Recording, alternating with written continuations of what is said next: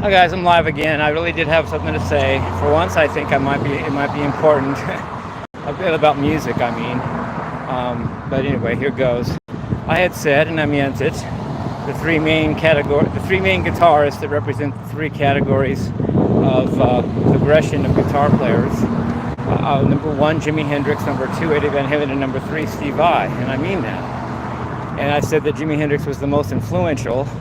Eddie Van Halen was second, and Steve Vai is the least influential, but Steve Vai is the best technically.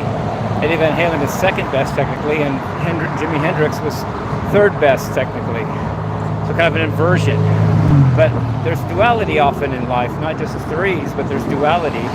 And the other side to that, the other threes that's like underneath that, not as important, because those three represent mainstream rock and roll and blues-based music, blues and country-based rock and roll, and that's mainstream, modern guitar playing, and that is the main three.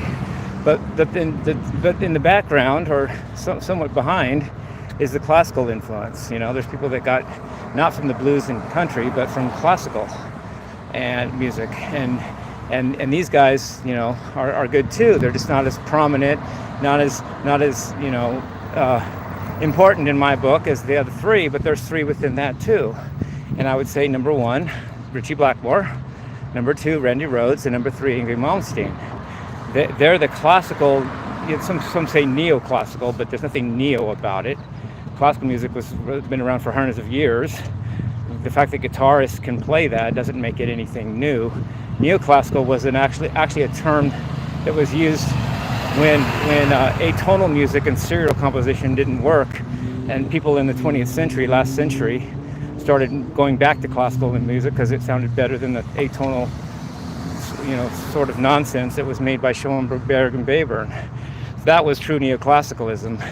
It's just convenient, or sounds cool to call guitarists that play classical influenced music neoclassical, but they're really just, it's shred, it's heavy metal, and it's more classically based than the more prominent blues and country-based rock and roll. And so, again, I'm going to rate how I feel. Randy Rhoads, not Randy, Steve, I do love Randy.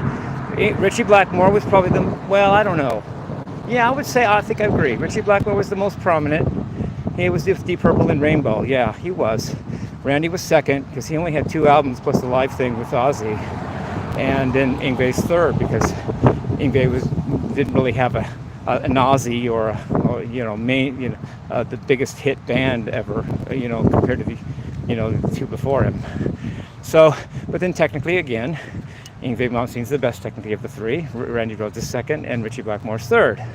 So, inverted order between importance and popularity versus technical ability, and then the three main ones, which is blues-based and country-based rock and roll, and the other not as important ones based on classical and what they call neoclassical and heavy metal and shredding and stuff. Okay, love you guys, peace.